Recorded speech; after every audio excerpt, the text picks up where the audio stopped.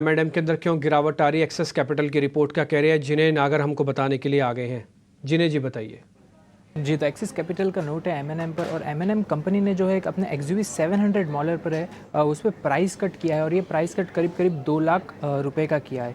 अब ये जो प्राइस कट एक एक्सिस कैपिटल का मानना है बहुत ही नेगेटिव है कंपनी के लिए, और ये जो प्राइस कट कंपनी ने किया इसके पीछे 2 कारण है। पहला है कि जो वीक रिटेल डिमांड है मार्केट में, उसके कारण ये प्राइस कट हुआ है, और उसी के साथ जो कंपनी के पीयर्स है उन्होंने भी कई प्राइस कट लिए हैं, जिसके कारण एम ने भी ये प्राइस कट का मूव दिया है। ऑल्सो अगर एक्सिस कैपिटल ने इसका एबिटा लॉस देखे इम्पैक्ट कंपनी पर क्या आएगा, तो वो करीब करीब निकल के आ रहा है 30 से 35 करोड़ पर महीना, और अगर एनुअल बेसिस पे देखें तो ये निकल कर आ रहा है 360 से 400 करोड़ के एबिटा इम्पैक्ट के ऊपर, जो कि कंपनी का करीब करीब 2 से 3% एबिटा है। इसी के चलते आज अगर हम एम का फॉल देखें तो करीब करीब सुबह 6% का फॉल इसमें देखने मिला है।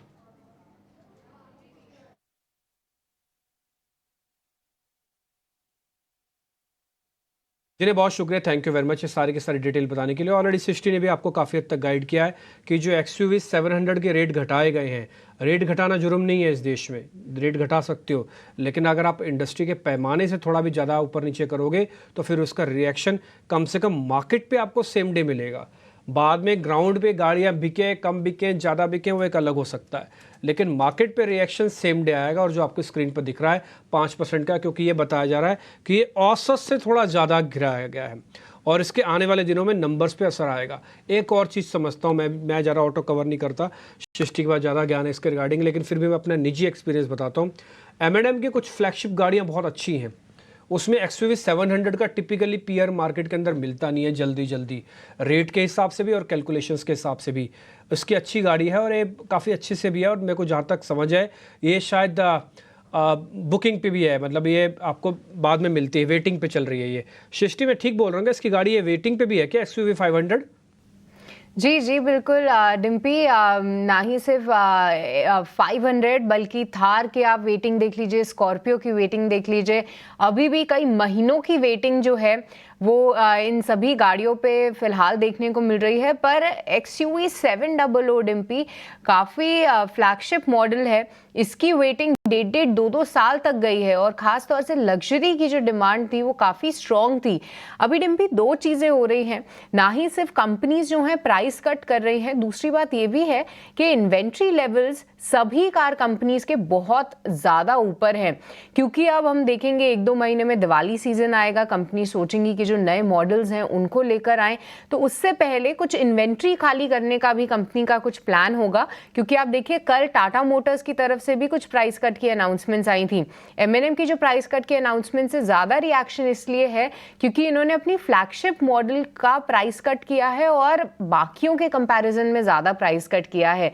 तो कुछ चीज़ें तो ज़रूर है जिसको लेकर इन्वेस्टर्स थोड़े से निराश भी हैं और थोड़े से कंसर्न भी हैं, और ब्रोकरेजेस का भी ऐसा ही मानना है, और आप देखिए स्टॉक में भी गिरावट रुकने का नाम नहीं ले रही है। इंटरेस्टिंग है। और देखिए जिनकी वेटिंग साल की है, अगर उन्हीं गाड़ियों के दाम कम हो रहे हैं तो क्या वेटिंग बढ़ेगी कि घटेगी, आप खुद समझदार हैं समझने के लिए। तो इन्वेंट्री भी निकल जाएगी इसी बहाने से, और इसकी जो एक जैसे कहते हैं फ्लेवर है वो भी बना रहेगा। और आप इसी से अंदाज़ा लगाइए कि टाटास ने भी अपने कुछ एसयूवीज़ के दामों को घटाए हैं, उसमें हेरियर का नाम भी सामने आ रहा है, और वो भी बहुत ही शानदार गाड़ी है, और इसका पीयर है, इसका कॉम्पिटिटर है एक्सयूवी 500 का मार्केट के अंदर। हालांकि मैं फिर से बता रहा हूँ तो मेरे पास ज़्यादा ऑटो की नॉलेज नहीं है, लेकिन फिर भी जो मेरे को पता करना था वो मैंने सृष्टि से ऑलरेडी पता कर लिया।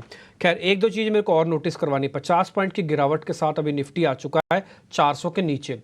24,400 टूटना को मेरे लिए कोई बड़ा इंटरेस्टिंग बात नहीं, मेरे को कम से कम 24,000 का लेवल दिख जाए मेरे लिए। 388 पॉइंट अभी भी बाजार महंगा है एंट्री करने के लिए, तो 388 पॉइंट मेरे को और नीचे चाहिए।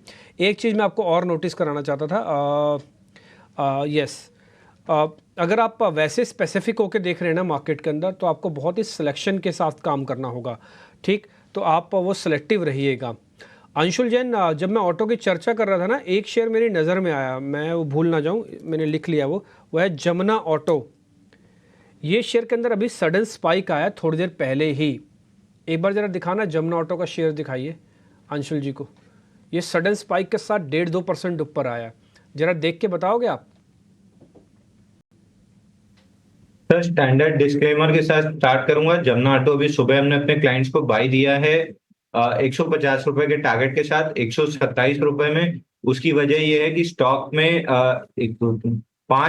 ऑलमोस्ट 5 टाइट क्लोजेस हैं वीकली चार्ट पे, और अब यहाँ से ब्रेकआउट दे रहा है। इनिशियल वॉल्यूम आया है, इसलिए हमने प्रीएम्प्टिव ब्रेकआउट दिया है। 150 रुपए का हम टारगेट दे रहे हैं, जो प्रोबेबली 1 से 1.5 हफ्ते में हो जाना चाहिए। और ओवरऑल 84 वीक्स का ब्रेकआउट जो था, उसको इसने बहुत स्लो ग्राइंडिंग डाउन मूव के साथ 4 महीने लगा के रिटेस्ट किया है और अब चलना स्टार्ट किया है। तो यहाँ से 3-4 महीने की रैली यहाँ पे स्टॉक में रह सकती है।